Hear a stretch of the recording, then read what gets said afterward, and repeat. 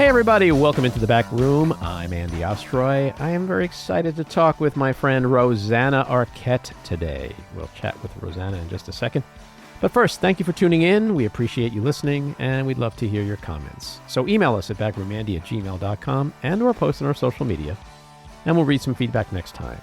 And if you like the podcast, please rate and review and follow or subscribe, and you'll be notified every time we post a new episode.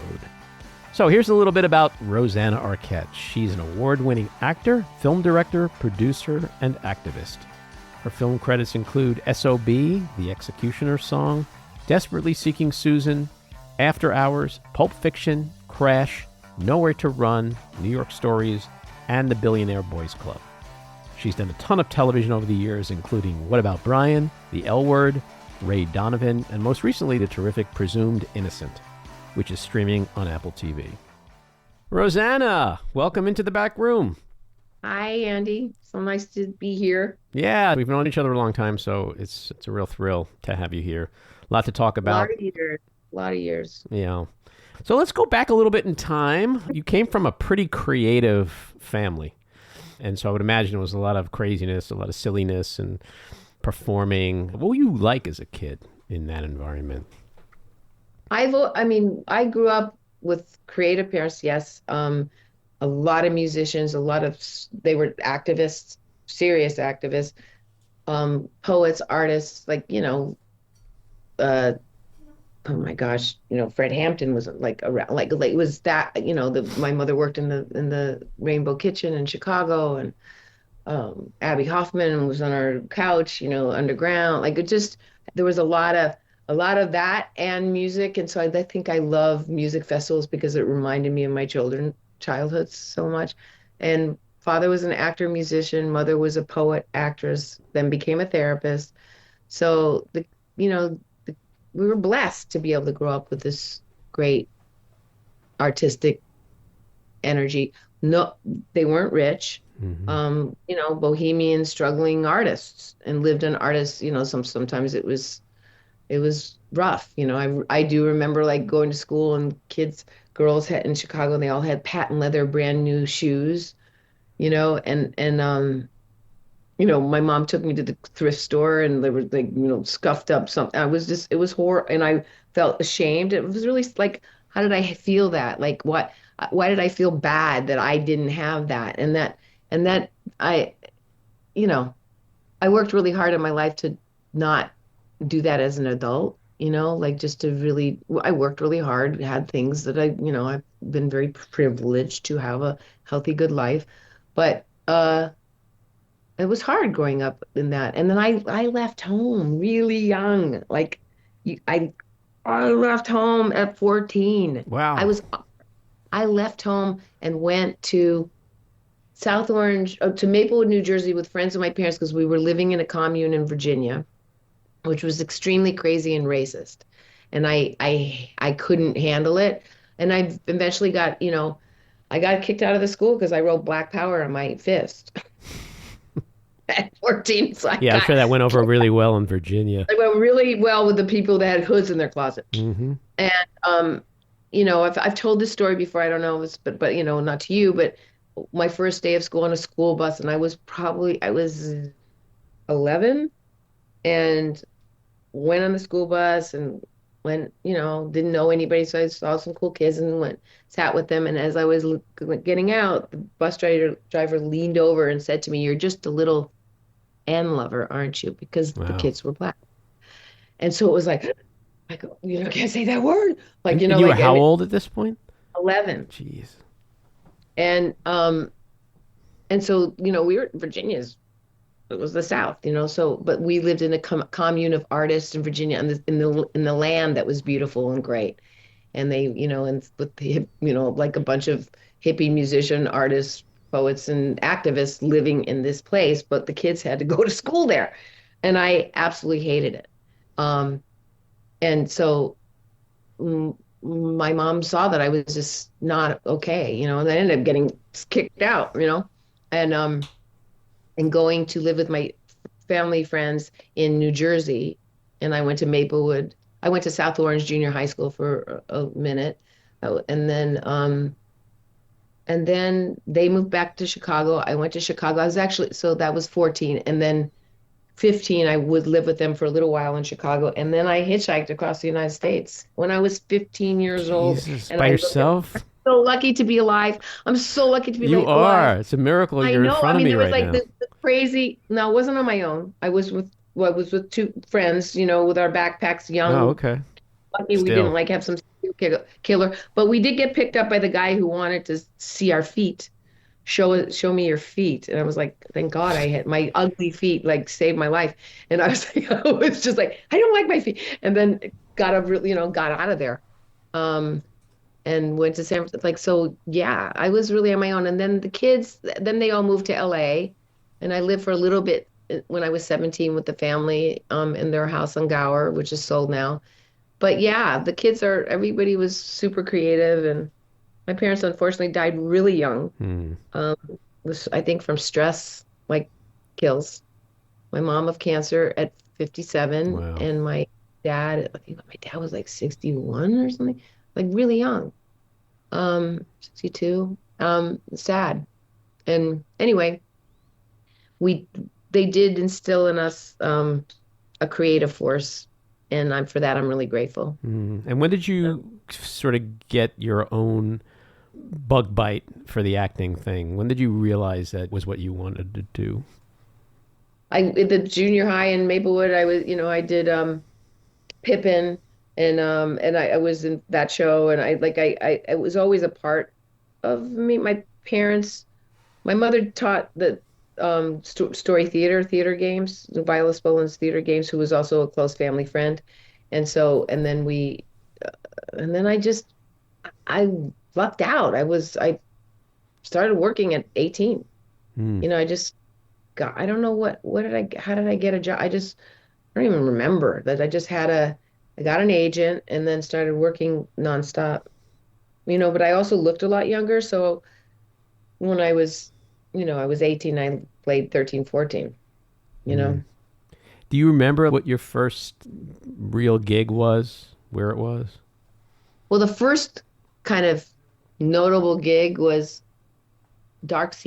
Secret of Harvest Home, which was directed by Leo Penn, Sean Penn's dad, and it was starring Betty Davis. Wow. And so that was it. And Michael O'Keefe. Hmm. Yeah. What was it like And that working was with her? she was amazing. She was so great to me, and I loved her. I remember they had a cocktail party for her, and you come downstairs to meet Miss Davis. It's probably Miss Davis then, but they would say Miss Davis. And then I just like jumped in the shower and I ran down there, jeans, wet hair, and barefoot. And people were like, and she just like hugged me, loved me immediately. That was like I was just like, hey, and she would always invite me into her dressing room, and she was cool, like sat me on her lap. It was a really hot, we were in Ohio, it was super hot and things were breaking. It was one of those bad days. And she kind of grabbed me, sat me in her lap. She goes, "This is hell," meaning the movie business. And then she did say that it's very hard to have a career and a, a relationship. Hmm. She put that in my head. And I made Searching for Deborah Winger, that you know about, and exploring the themes of that, about balancing your life with your art, and can you have it all? I've become one of these people that over time I'm convinced that it doesn't matter what industry you're in, relationships are hard. It is the It hardest job in the world, is. And I think there's a lot of convention that people get forced into, especially young people. It's like, all right, get married, get a house, have kids right away. And then as you get older, you realize that some of these things just don't make sense, like living together. Like if you really Oh, think I have about it. no desire to live with anybody ever again.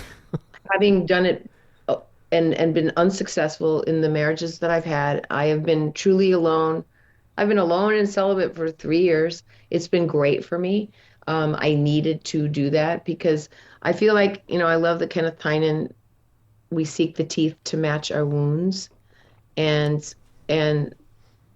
like you come in with your shit from your childhood. You come in with all this baggage, and they're like, if you got to meet somebody who couldn't go Oh, that's your shit coming up right now. Okay, I'll go. I love you. Like, I want the understanding of like, I'm sorry, I'm just really anxious right now, but like whatever, like that would drive someone crazy or like, and just, I'm really okay. I don't want another man living in my house. I can hang out. Please be gone. I'm tired of you. What do you got to lose? You know, Hmm. Crosby, Stills and Nash. That's where I'm at. It's like just Yeah. Our forever. house is a very fine house, but go get your own. Yeah, yeah, exactly. Exactly. And but hang out for the weekend and like have time and spend each Yeah. but space that's yours, like to go back to when those moments of like because creative people, we need our space. We need to have alone time. And I think it took a lot of years for me to actually get it. I always would feel frustrated or suffocated or some kind of like and that would like push somebody away or they'd feel then I have to fix it and fix their feelings and like because they're upset. Like if it's selfish, like whatever, at this point in my life, I'm gonna be selfish and it's okay. It's okay to take care of myself and then also, because I am a complete nurturer and a geisha that will like so take over where I completely lose myself and who I am in the relationship. And I refuse to do that anymore. Mm. I love playing I found, armchair psychologist. So where do you think that comes from? oh, where does it come from? Hmm. The codependent hell that I grew up with that. Yeah, like I'm a codependent. I'm black belt codependent, but I'm trying really hard to Ninja. not. Yeah, I'm a ninja codependent. That's good. And I'm not afraid to be alone. So this time, which was really intense, to like change my whole life and move to a place, and I won't say where, but like, in the country that I really don't know people, and just kind of like I really had to isolate and be alone. And now, I have people like I just had a full house of people and visit me and hang and a lot. Um, and it was just like, okay, everybody left and, and it was my daughter and all her friends and doing the holidays together, which was amazing and wonderful and nurturing and great. But also just like, everybody else, I'm managing everybody else's energy. If you're an empath, I don't know if you are, Oh, but totally. I'm a complete empath. Hmm. So I can feel, are you okay? Like I go into and then it drives someone, like, are you okay? You So you're just, and then, intuitive. With empaths are incredibly intuitive, and you're always reading a room or reading who's in front of you. And it's startling to me that I could be with other people who are completely the opposite of that, and they were just tone deaf about what's happening in front of them, what's happening in our conversation. It's amazing, but yeah, I totally get that. and it took me a long time to like understand a lot of my anxiety and feeling just the uneasy in situations was the fact that I was picking up this energy of other stuff that just felt like not good for me to be in that situation. So now that I've spent a lot of time alone, I'm super aware of it and know, oh, okay, that's not me. That's just that stuff. Know how to self-regulate it, to not take it on, to not try to fix, and just be able to like. And that was what the valuable time of this 3 years for me has been, and it's been great. And I'm just like the new year was very symbolic because my marriage breakup happened on New Year's Day 3 years ago. Oh wow. It's like, what is happening? Like rug out from under me, weird. And it was like, okay. And then this is my life and got to move forward. And so I have So it was a breakup literally on New Year's Day or New Year's Eve. by text. Wow. Yeah, it was intense, but it was like, okay, but then you look then but all kind of really meant to be, when I look back at it was the energetically like good person but not for me. Like Hmm. I tried to make something, when you try to make something work so hard, you work so hard to make something work that really wasn't the right thing for probably either of us, because now he has exactly what he wants and that's good for him. And I'm like, anyway, I'm not talking, I should just not even I talk always about it, but wonder, anyway. like stuff like that, where breakups occur on a major holiday. It's like can't you just have waited another couple of days or Yeah, no. the week before? No, it all came together in that it all made a lot of sense later, everything that always, everything light gets shed on things that are Mm-hmm. dark eventually. And so like it all came out to be the right thing for, both of our lives. I wish them really well and God bless. But and I'm not really looking for, I'm okay by myself. Mm-hmm. Like I really am okay. And all I really want to do right now is go back to work because I did lose my sense of self and work energy by focusing so much on taking care of other people. And now I'm just, who knows what this business is, but I really am ready to go back to work, and that's where I'm at. Mm-hmm. We're of the same generation, and we both have been through things in our lives, obviously. And it is. Don't you wish we were? Trauma. What's that? Big trauma. Trauma, drama, all of it, all the Amma words. Yeah. And Amma. You know Amma? No. Do you know Amma? She's an Indian saint guru lady and her name is Amma, and she's amazing and very magical. She was just in New York for 3 days, I think was it August? And I went to her 3-day meditation retreat. She's amazing. Oh, wow. So yeah, drama. Yeah, I don't know if you think about this all the time as well, but I wish that I had the knowledge and the security, personal development as a much younger person than I have today, because I could literally say I'm the happiest emotionally I've ever been in my life. But I'm now also very cognizant of the clock that's ticking. Like I literally look at a clock and I see the hands moving really, really quickly. And that's scary because, life isn't infinite. Yeah, I'm there with exactly what you're saying about the wisdom that we have accumulated now finally in this great place, and being super happy within ourselves. And darn, I wish I had that in my 20s. Yeah. Yes. But I guess you can't. You just it's where we are today is just a byproduct of living life and having gone through.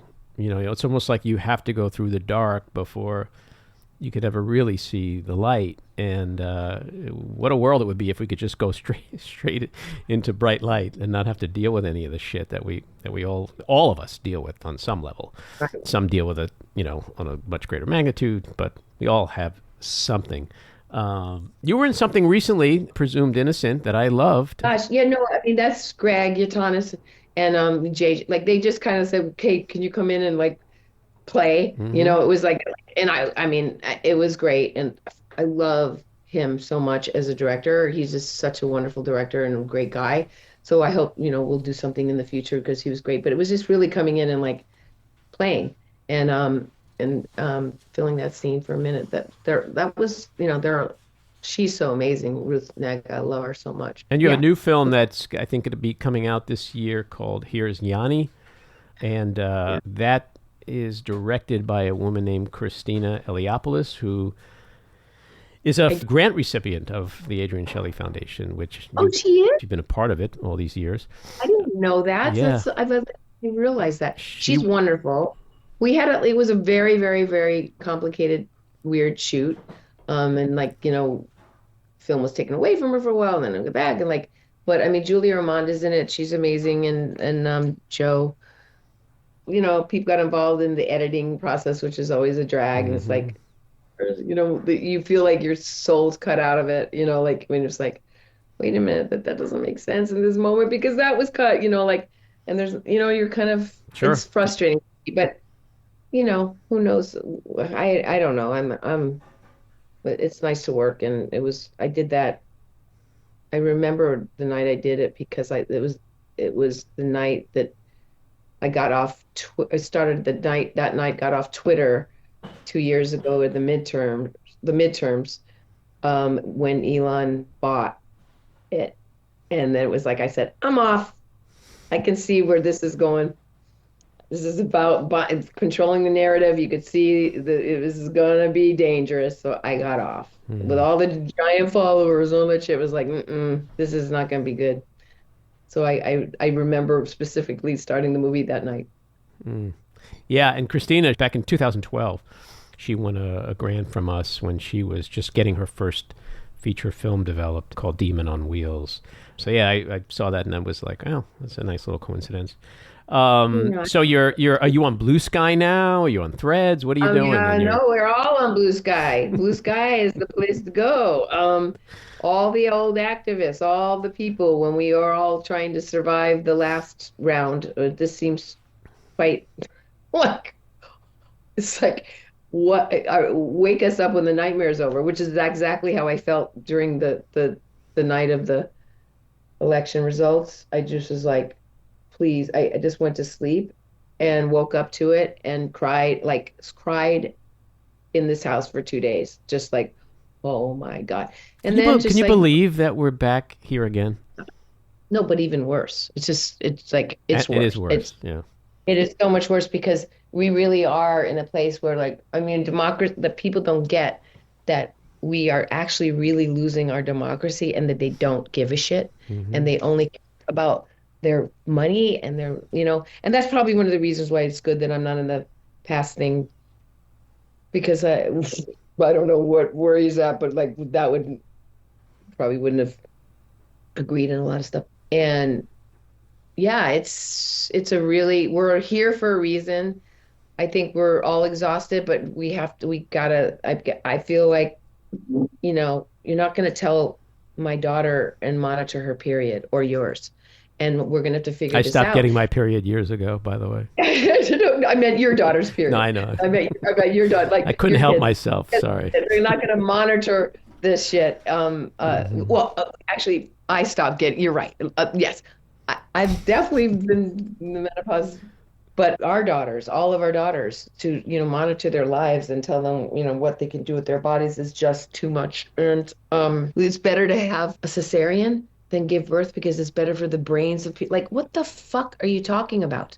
And like, I mean, are you kidding me? So, and then of course the cesarean that the insurance is never going to cover. Right. It's like, what are you talking about? Anyway, we can go on and on and on, but it has made me feel crazy. But I do believe that women have the power, and we're just going to have to hurt them in the pockets. There's going to be like boycotts. But let me ask you this, because leading up to the election, we heard everyone on the left say how this is going to be the election about Dobbs, about abortion, women's rights, reproductive rights, Roe-vember, everyone was calling it. And it kind of ended up like no-show-vember. You know what I mean? Like, I don't understand what happened with so much at stake with what you're talking about. Literally a party suggesting that they're going to monitor menstrual cycles as well as everything else that we know about. How is it that we didn't have 80% turnout? Didn't come through. Yeah, like what happened? Where was like it was just scary. I mean, it's and like, a lot voted for I Trump, don't know. which is crazy. So many people, but I don't know, Andy, but I am frightened. I've got to a place where I'm sorry. It's like if we were, in the Hitler era of, Jews being on trains, I would not be sitting with a Nazi and having dinner with them. I'm not going to be sitting with white supremacists. I'm sorry. So there are people that want to keep their money that have voted for this man and have voted. And I'm very clear, like, please, I beg you, stay out of my life. I don't want anything to do with anyone who actually would think that that's okay, that Elon is some amazing hero. Like, I don't want, like, good, God bless, go with God, whatever, or wherever, No, but it's the price of eggs, Rosanna. The eggs. No, the eggs. Eggs are so expensive.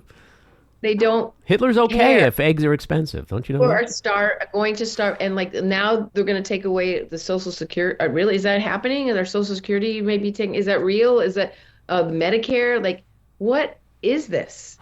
And it's like, and they were. You see if you watch what happened, of course, in Russia.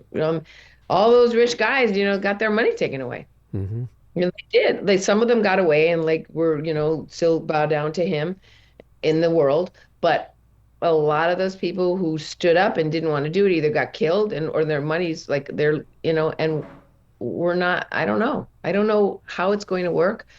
I I know I won't be watching it, the inauguration, which I did last time. Last time, it was so funny. I just beside myself, and I at the time was married, and he went off, and then people went and watched it, and I sat and Turner Classic Movies had a face in the crowd on. Um, it was perfect. Perfect shade. It was Andy Griffith, and there he was, and and I sat on the couch and drank some whiskey, and it was that was it. And watched this, and I refused to. I don't want to have anything to do with it. And I think it's a good idea that everybody tune out, celebrate in love and light in some way of just being out of the energy of it, because it's so dark and so toxic. And just even not watching that for the day, that's where I'm at. I don't want to see any of it, performance, like whatever. Just, well, you mentioned Zoe, your daughter, before. She's around 30. She's 30 now, or around 30. As a young woman, I'm sure she was looking at this election and thinking, wow, we're going to have a woman president. Just like a lot of young women said that, And so where has she just like checked out? Like, Mom, you know what? This political thing, like I'm giving up. I can't. Like, I know so many young people that, my daughter, like a lot of people who just really young women felt like this is it. This is our time. And how do we expect Gen Z and millennials to stay engaged when we keep throwing this system at them that just seems so utterly broken? She said to me, we were in France. I went to visit, we hang out with her, and she said to me, Trump is going to win. I said, you are wrong. I made a bet with her. Wow. Like, yeah, I made a few of those. I bet her $1,000. Oh my God. And she said, she goes, Mom, Trump's going to win. You'll see. And I said, I'm sorry, honey. You are really Name your price. I know, exactly. She goes, I'll bet you. And I was like, and she was right. Wow. So they have their ear to the pulse of something that she knew, and I couldn't believe it. And she was like, told you so. Like, she knew. And I really believe that. I just cried. Like, it was just like, I thought the Democratic Convention was amazing. It was. I stayed for 4 days, felt such hope. I'm so inspired and so, please God, let this be. And then it's just like, did they steal, or is it like, it's just weird. Like, because there are, like, in some states, everything is Democrat except the top thing. Like, then we can go down the conspiracy theory, of the satellites, and, the fact that Elon has said it's easy to steal an election, and all these things that he did through the years. And I don't know. It's very sad. So what do you think happened at the end of the day? Was it's the economy, stupid, or was it something else? Was it the black lady? A little combination of stuff. I think there's a lot of Trump support. I think we got, like, I was shocked I'm just still shocked. And my mother's a Jew, my father was Christian, like, we were raised, like, I was very, very disturbed about September 7th, and, that happened, and that did happen. But I also don't want to be blowing up children like this, that were, in Gaza. Like, what is going on? It's just like, there's something that's, and the Putin fingers in Israel is scary, and their alignment is intense. And then how many really people that I respect that are great in the Jewish community voted for Trump. Mm-hmm. Voted for Trump. It became a single issue situation with many Jews, which is shocking because, like you said before, like, how does as a Jew, he's I can't. Nazi. He hates Jew. He doesn't like. He's a Nazi because he is a Nazi, and that's like. So I'm just like, I can't wrap my head around anybody that is like talking about, like, exactly what the Germans did to Jews, about to start up, like, what with women, like, the LGBT community, people of color, like, everybody except white old guys, I was a history and journalism major in college, and I studied the Holocaust a lot. And, and I say that only because of what you just brought up and what I believe, which is this denial. I mean, Germany was a thriving democracy. Jews were like the pillars of society and medicine and law and politics. And so there was this arrogance that this can't happen. So for me today to watch Jews, and remember all the shit that happened like a week before the election with he wants Hitler's generals and all the shit that came out with John Kelly. And it's like that should have driven every Jew away from Trump at the polls. But instead, it became this thing about Israel. And I've spoken to a lot of Jews about it. And it's stunning to me. Stunning because it just reminds me of this denial, this denial that somehow none of that matters with Trump and his cohorts. Like they're going to love Jews. They like, he's got a Jewish daughter. That's okay. That makes it okay. Yeah, I don't know. He could give a shit. Believe me. Everybody's going to be super surprised when he's like ready to give Alaska to Putin. I mean, and I just saw a movie a friend of mine directed, Evgeny, he's a filmmaker, a Ukrainian filmmaker called Children on Fire. It's extraordinary movie about the Ukrainian war, what is happening, what Russians are like kidnapping thousands of children and bringing them there and, raping them and just brainwashing the kids to become stand-up Russian citizens. And some of it is, they come back resilient. You're out with your kid and you get the bus blows up and the children lose their legs. Their mother's dead beside them. I mean, and they're so resilient and they come back. Some of them are like, doing gymnastics with no legs. I mean, it's like the life that these kids, the life force these kids, the strength that the Ukrainian people have is pretty unbelievable. And I think that, Putin wants to definitely do that across the world. I mean, it's like, and giving him Alaska is like, and I think that's in the cards. That's what Putin, what Trump. Putin is definitely the happiest individual on the planet right now. Trump has been his puppet. This is Putin's dream. I mean, think about it. If you're Putin, what could possibly have ever gone better than the last 10 years or so? But I want to jump back to your career. We'll get back to politics. 1985, you did two great films, Desperately Seeking Susan, After Hours. Two of my favorite films. They become classics. And they captured the real zeitgeist of the 80s, the spirit of the 80s, the whole vibe. Do you see it that way? And New York. I mean, so New York. Because it was such a distinct time, not just in the country, but it was a very distinct time in New York. Well, it wasn't gentrified then. So, I mean, when all those places don't even exist anymore. The lofts, they're, in After Hours. They were back to back. They were literally back to back. So I did After Hours first and went right into Susan, like back to back. And working with Scorsese has always been a dream because he just loves his actors and there's just energetically a fun set. And of course, Griffin. And I met Griffin in Poland because we did a movie called The Wall. John Hurt sees The Wall, about the Jews in the Warsaw Ghetto. Wow. And he also produced Baby It's You, but we met on LOT Airlines on our way to Poland to do this movie. Eli Wallach, Lisa Eichhorn, Diane Wiest, and Tom Conti, going and this extraordinary adventure that we had doing this movie when we played brother and sister, and fell into a fast, deep friendship immediately, and still have that. And we've done many, many movies together of just like he's a little guest in here because will you come and play my wife in his movie? And I'm not really in it. They kind of cut the soul out of our stuff that we had because it's really about his journey and didn't really need the ex-wife in there. But this movie that he did, which I love him in, they changed the title. Men of Divorce it was called, but now it's called something else. It's coming out with Griffin and he's fantastic in it.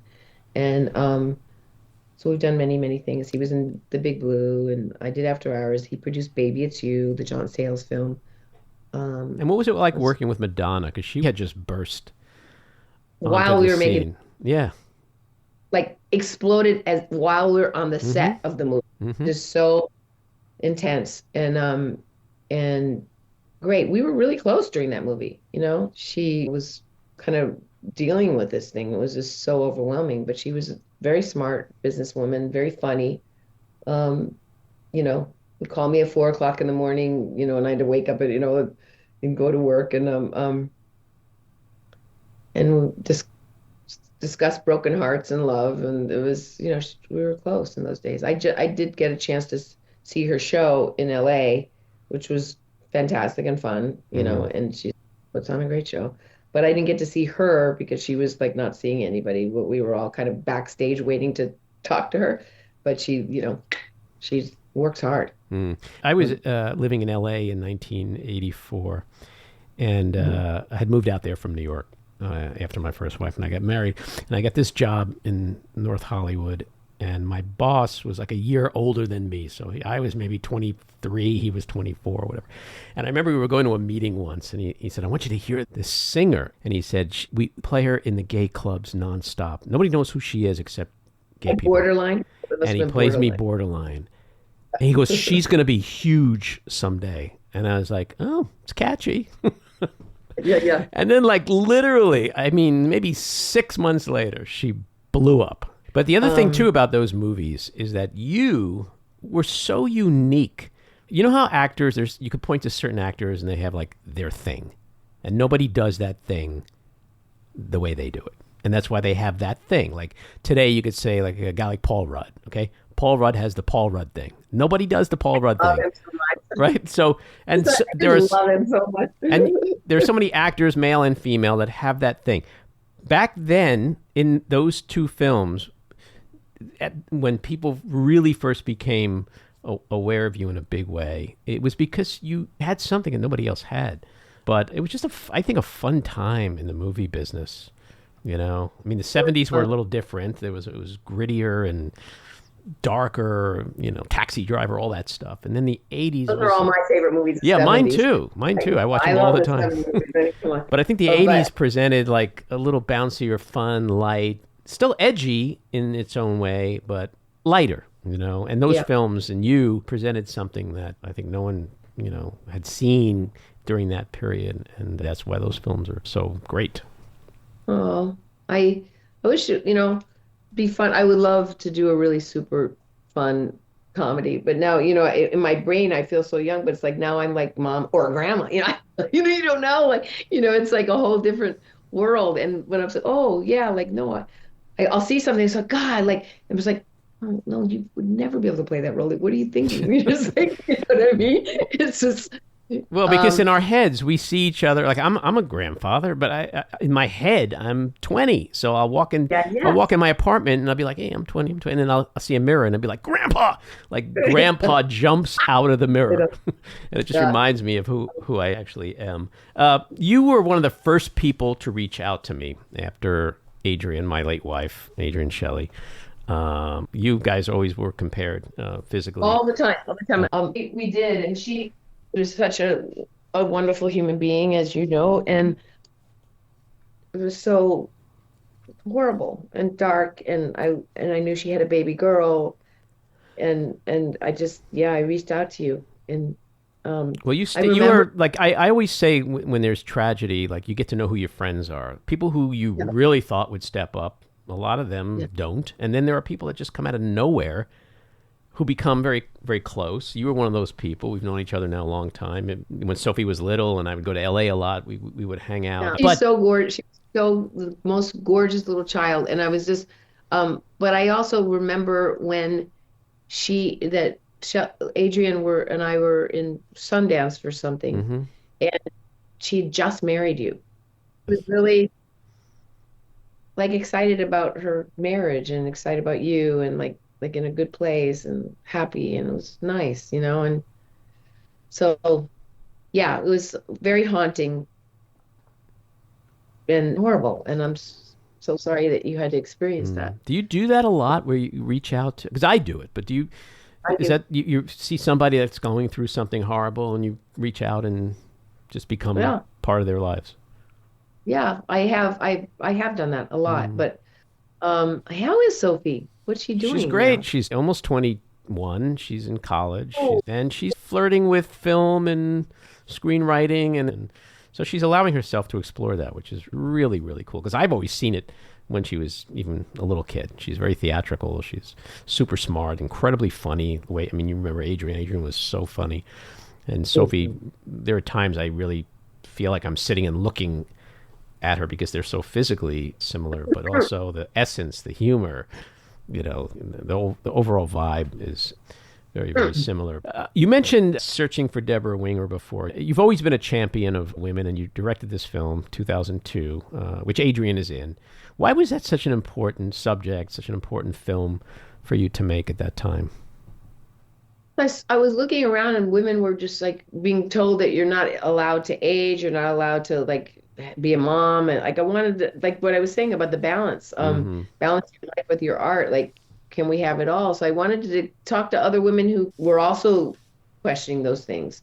Some of the greatest actresses are in there, you know, Adrian, and there was, gosh, Jane Fonda and Deborah Winger, so Searching for Deborah Winger, and Robin Wright, and oh my gosh, so many, Alfre Woodard. And that was the time that Deborah Winger kind of stepped back, right? Which is why where you got decided on the title. Searching for Deborah Winger, that she had quit the business, right? Because she was like, enough of this. But then, funny enough, apparently, I think like a lot of people were like, well, yeah, where is she anyway? She started getting called. Right. The question, I think she got some work. Like people wanted her back. But then she stepped away like at the height of this incredible fame and popularity. Yeah. I remember that. I was. It's impressive when anybody does something like that. I like doing what you're doing. Like I love interviewing people, and I shot the backstage interviews for Coachella for 6 years, and I, you know, had a podcast that was like the last time the guy when he was not even the president yet. So that was like, gosh, that's 8 years ago. So wow, can't believe it's that long. Radical Musings, and had some people, but I don't know, man. I'm just we're all here just figuring it out. And now what's I think we just gotta, fear is that Peter Gabriel has a lyric in a song called "Fear is the Mother of Violence," and it's true. It's like that energy of fear can spark violent behavior in the energy of it itself. So I'm trying to like stay out of fear and just like go into what are the solutions? What can we do? What can we do to withstand another 4 years? Can we make it? And if we think like we're not going to be able to make it, I don't want to go into that right now. I just want to figure out how we can, maybe it's just smaller community, you know, are like they isolated us. I mean, that happened in the timing, and sometimes my brain goes like, was that like all planned? Like that's how they got everybody online. They put the kids in school that way. They were able to like, you know, get porn into the classrooms by, you know, pop up anime porn. Then when kids are doing their school, like crazy stuff was happening in this time as we were isolated. Like, I know it sounds all conspiracy, but it was the timing. It did alter all of our lives. Yeah, I don't say no to anything anymore, honestly. I mean, I used to be so anti-conspiracy, but now it's like, okay, it's possible. Anything is possible, especially with this guy. Look at those kids. Look what our kids have to like. They did all these studies, especially, you know, it correlates boys like the online porn thing. That's why a lot of like Layla McElwaith was one of the person that I did interview who's been involved with shutting down Pornhub. It's not about taking words. It's about like watching a 8-year-old be raped. No, it's not okay. I'm sorry. It's not fucking okay. And so shutting that part of it, you know, and understanding the age limit of, you know, like 14-year-old boys getting addicted to porn. And then you see the rise of college campus rapes. It's like there is a correlation. Like we're teaching girls. And then you see the amount of young men that voted for Trump and this toxic crypto bro dude mentality, this Joe Rogan stuff. Like it's our young men. We have so many of our own young men that are becoming radicalized And Your look, body, my choice. yeah, That's well, what they're I mean, trying. look who the president is. Like, he's a guy that thinks he can grab pussies because he can, because he's famous. I'm sure you've heard all kinds of stories from Zoe. I get it from Sophie and my daughters. Like, young men today are awful. I mean, except my son. My son is great, very respectful. Yeah, good. But Good. a good chunk of young men, they voted for Trump because they look at his behavior and they're like, hey, we don't care. We're kind of doing the same shit. The way they treat women. It's just, we're living in such a toxic place. But getting back to Searching for Deborah Winger, do you think the landscape is changing or has changed much in the industry for actresses, for female directors? There was a big hoopla, the Me Too movement, all of that, putting a predator like Harvey Weinstein in jail. I was in that world of it. And so it did bring up like sexual harassment and being safe on a movie set stuff, or women's stories being told. Mm-hmm. But then now I think there's kind of seems like a little backlashy thing. I mean, I don't think we're there. I mean, it's gotten a little bit better. We definitely, diversity is better, like all that, but it feels like a little step backwards. Well, sure. I mean, you're one of the first people to publicly share your experiences with Harvey Weinstein, the 2017, that period. For several years, we saw so many prominent, powerful men get prosecuted and lose everything. But now you've got the pussy grabber as president of the United States. So to your point, exactly, you're exactly right. We went from that to a pussy grabber president. Which is the exact opposite of all that. Yeah, horribly. But let me also say the Me Too movement is Tarana Burke, and it's very important because it wasn't a bunch of actresses. That was her movement, and she did that in her basement for years. So Me Too movement is Tarana Burke, and we were very blessed to be able to call our movement the Me Too movement, but it for sure is her and her movement that we borrowed the name of. Well, it just gave a lot of people like yourself an opportunity to feel empowered more to come forward, and thankfully so. And it did bring a lot of people down, and it sort of let us believe for a while that that's not acceptable behavior anymore. Except now we have a guy in the White House who says, I grab pussies because I can. So it is acceptable behavior. I mean, the whole thing is like, what's happening? It's so creepy, and it's just like, just a bunch of creepy behavior. Like it's pretty terrifying. But I also think we are going to sit back because they are imploding. Like, I mean, look at Steve Bannon and it's like, wow, what, like, well, literally imploding, like the Cybertruck out. You want on your popcorn right now? Like, you want it sweet? You want a little truffle? I mean, let's sit back and watch this shit because it's unfolding in front of us. I think they will be the gang that can shoot straight. But let's shift for a second to something more pleasant. You mentioned music a couple of times. Music has always been a big part of your life. You've known so many incredible artists. You've been personally involved with some over the years as well. What is it about music and musicians that you feel just really enriches your soul? So what do I feel that it really enriches my soul? I know it really does enrich my soul, and I don't know how or why. It's ever since I was a kid. Music would be how I would connect. I feel like music is how I connect to God.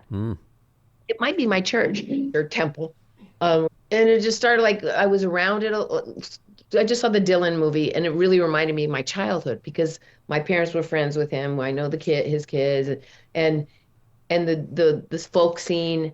I was at the Newport Festival when I was at Woodstock, I wish I could say I remember Jimi Hendrix, but I remember Country Joe and the Fish, and playing in the mud. Like, so I love the gathering of the tribes celebrating music.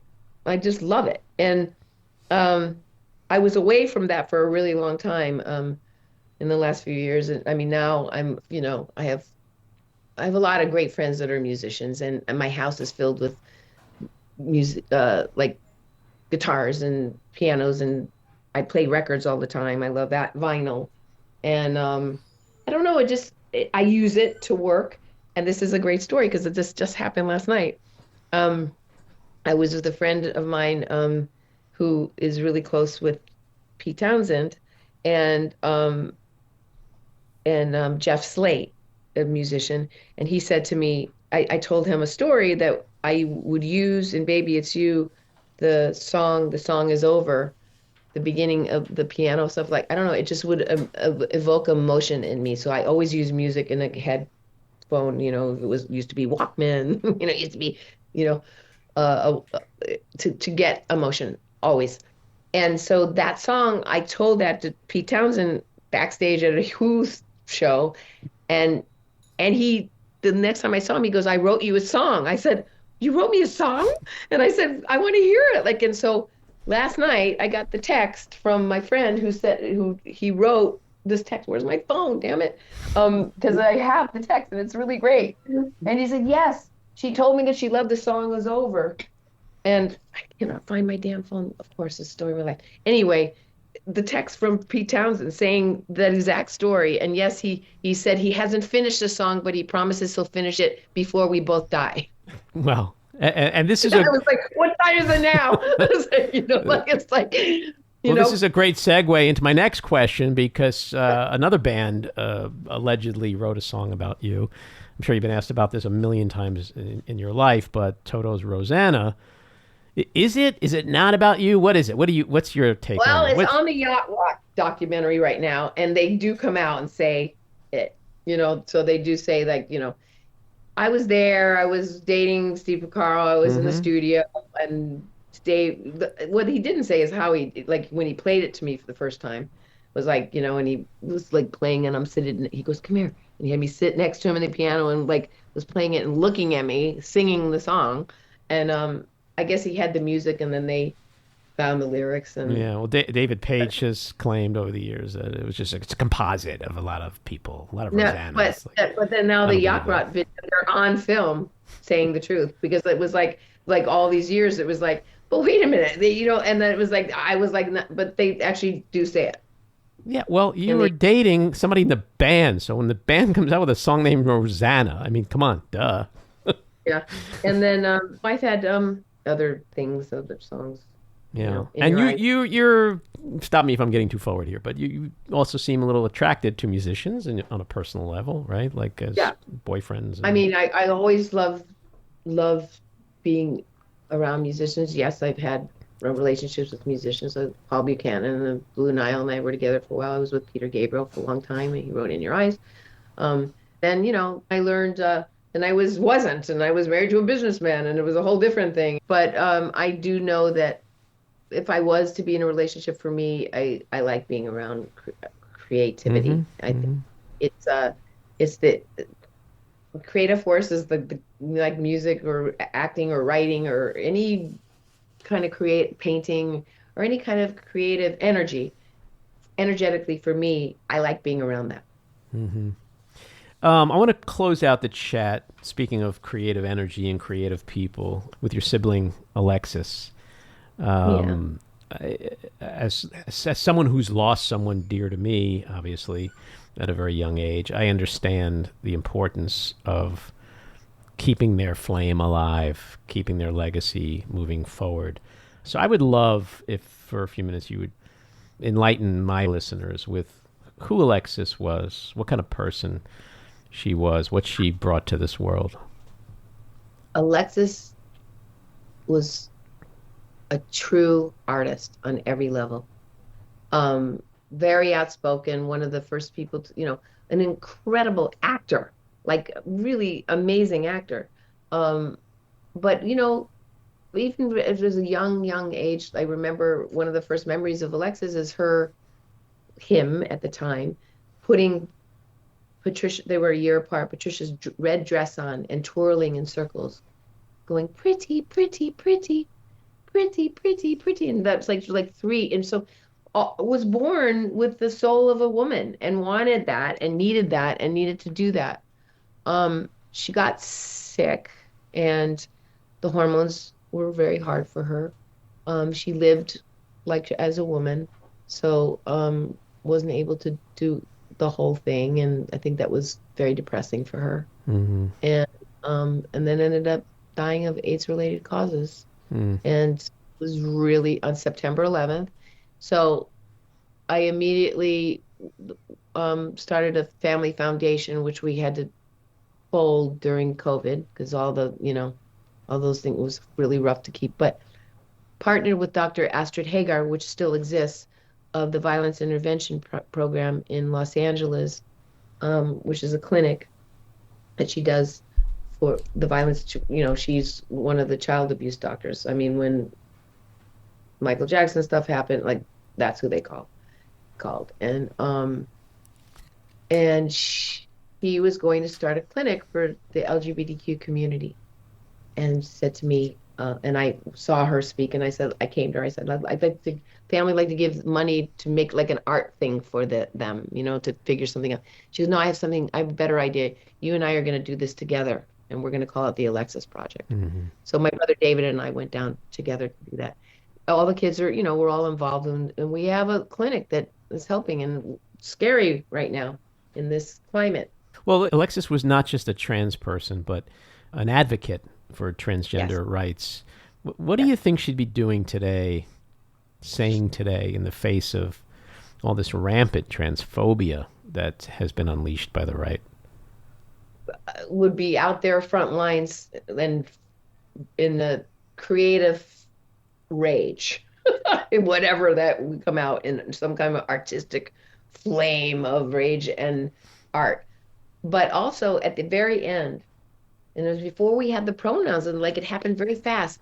I said to her, like, do because she knew she was dying, do you want to be buried like as a woman? Because at the end, she did have a beard, and like there was like, and she said, it doesn't matter. Mm. I'm just me. And so it was like, I think Alexis might have identified as they at this point, because Mm-hmm. she was kind of embracing all sides of who, it doesn't matter. Like I'm a girl today, I'm a boy today, tomorrow. Like it doesn't, it's who I am. And if I choose to identify in this way today, that's what I am. Um, so I always have felt, I don't know if my siblings agree with me, that Alexis would probably be they at this point and Mm. be okay. And, you know, How she was a concerned are gorgeous, you for this community these next few years? very, I'm very, very concerned because I feel like people have been given permission to hate, and not just that community, people of color, Sure. women, Mm-hmm. LGBTQ community, and women, and people of color. Like they've been given, like, oh, this racist, horrible people that I guess have always been that way. Now they get to like show it. They don't have to hide their hoods in the closet. They're like out there proudly, Right. in crosses. Having dinner at the White House. That's right. And being hailed in Germany for, by Elon, the Nazis, that hate everyone. How long do you give that bromance before it implodes? I mean, the metaphor, you can't have had a better metaphor for that Oh, bromance than the exploding Cybertruck outside Trump Hotel. it Like, was unbelievable. it's unfortunate that somebody died in the car. We don't really know yet the full story. Death is always bad, no matter who it is. But it is a crazy metaphor. And I do think that bromance is not going to last very long. Well, it's President Elon. We just keep saying President Elon, Right. President Elon, President Elon. That's it. Yeah. That's it. That's the bottom line. Yeah. Just go that direction, and we'll see what happens. I own two Teslas. They were fun to drive at the time, but I actually almost died in one. It had a spontaneous surge, and I'm really, really lucky I didn't kill anybody or die myself. Um, and I didn't have anything. It just drove itself and did this thing, and it was really horrible. And I'm lucky to be alive. And he's made it. I don't know if people know that. Apparently, this is what the insurance told me. So I don't know. I could be wrong, but someone told me who works in insurance, not actually my insurance, but that Elon has made it that you can't sue. It's in the fine print ever about the Tesla. So you won't be able to get anything from them. And a lot of people have died, a lot. And they just covered up. And Wow. I don't understand those cyber trucks. They're like the ugliest thing I've ever seen. So like I don't get it. Well, it's a giant penis. It belongs on Mars. They should be his Mars It's a cars, big dick. It's an automotive penis. That's all it is. Well, they're actually little dicks. That's the bottom line. Well, It's like of they course. Have, like, That's why they buy them. Big dick, it's got these cars, but it's really that's microscopic. Well, it's like the phrase "big dick energy." It's like, no, it's actually little dick energy. When you buy a Cybertruck, it's little dick energy. Last question. It's kind of a kumbaya softball, but what do you hope for America this next year? Like more than anything, I'm gonna burst into tears saying it. That people just wake up and don't allow this. We cannot allow this, and we cannot, no matter what, lose our democracy. True that.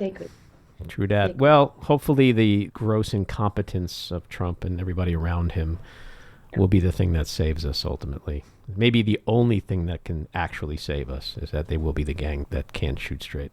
Rosanna, this was great and enlightening in many ways, and I love talking with you. And I could probably do this for another few hours, but that just means you'll have to do it again. Have a dinner or something in New York one Sure. day. Now that you're at East Coast, absolutely. Thanks again. God bless, hon. Bye. This episode of The Back Room was edited and produced by me, Andy Ostroy. It was co-edited and co-produced by Matty Rosenberg and co-produced by Jen Hammoud. Our theme song was composed by Andrew Hollander, and our logo was designed by Cricket Lengyel. And special thanks to Patricia Wind. Please take a moment to rate and review the podcast, and also follow or subscribe. Until next time, keep your eyes on Washington, Hollywood, and your own backyards, and have a great week.